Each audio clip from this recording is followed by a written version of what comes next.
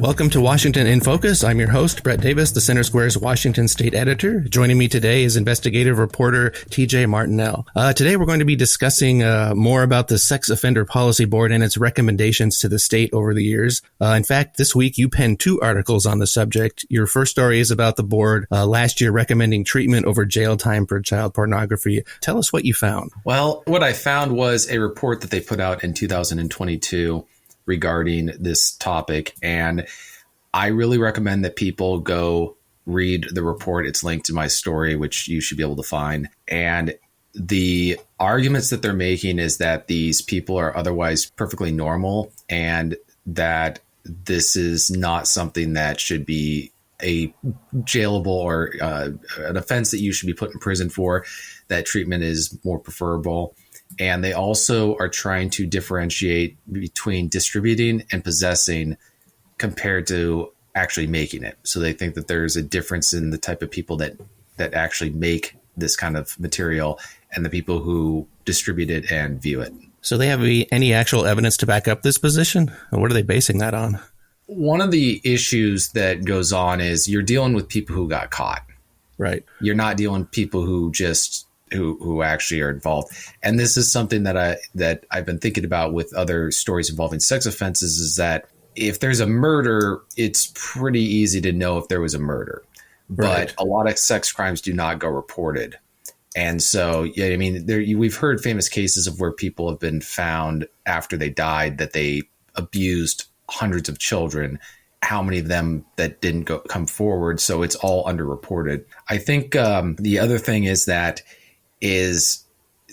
I would have people put themselves in the position of a parent whose child is a victim of this kind of stuff, and somebody's out there distributing it on the internet and they get caught, and the state says, yeah, they shouldn't be in jail.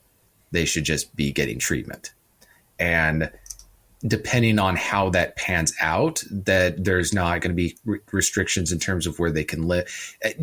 This is where it's like, again, they're trying to make it seem like this is just a alternative lifestyle type thing and it almost seems like it's destigmatizing.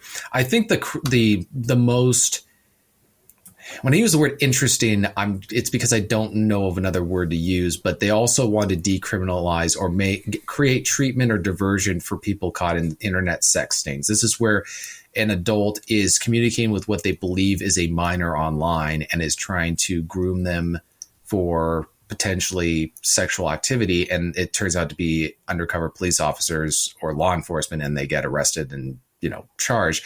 They're saying that these people should also be treated the same, with diversion rather than jail.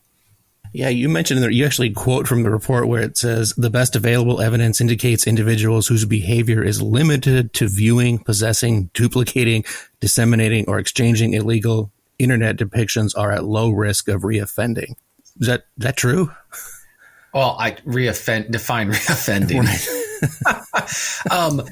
And it's interesting. I read a 2008, I believe, report from the Sex Offender Policy Board. So this was a long time ago. Right. And it was talking about the decrease in sex offenses in Washington State. And one of their conclusions was because they locked up all the sex offenders.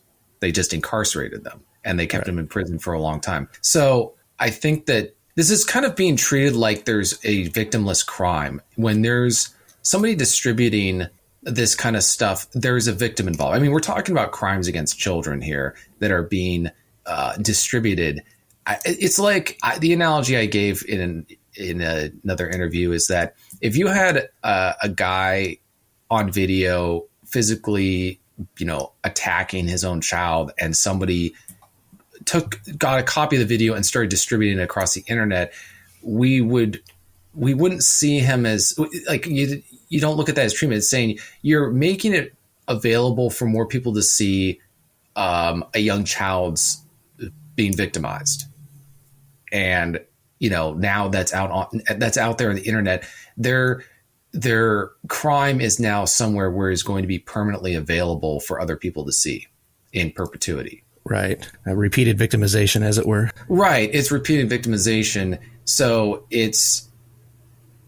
it's just interesting that this is like how they frame it. They also say in the report, they don't come out and say it precisely or explicitly, but they very much are implying that the increase in the availability of this material is actually contributing to a decline in child sex abuse.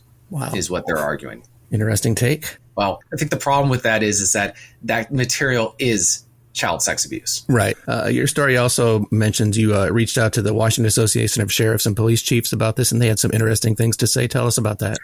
Yeah, they actually wrote a letter that was because they're on the Sex Offender Policy Board and as mandated by state law, and they wrote a letter discussing these recommendations. One of them they voted in favor of that had to do with diversion for distribution and possession with caveats. They said, look, if it's going to make meaningful intervention and engage the individual in treatment, the key word in their report is if, but they have problems with having internet sexting arrestees being given treatment or being treated like there's no victim involved. Like, this is a predator who is grooming children for potential abuse. Right. You followed up that story with another one in which you got in touch with the ranking Republican on the House Community Safety, Justice, and Reentry Committee, Representative Gina Mossbrucker. What did she have to say about the Sex Offender Policy Board's recommendations pertaining to child pornography? She's obviously opposed to it, which is not surprising. But one of the things I was curious in finding out is whether or not this has any political chance of getting anywhere. And as far as what she said, it's a political non-starter for right now. There's just not enough votes. And also no one wants to be the one to be the prime sponsor behind any bill that would enact these recommendations, because the Sex Offender Policy Board has no authority to change existing state law, that they can only make recommendations to the legislature.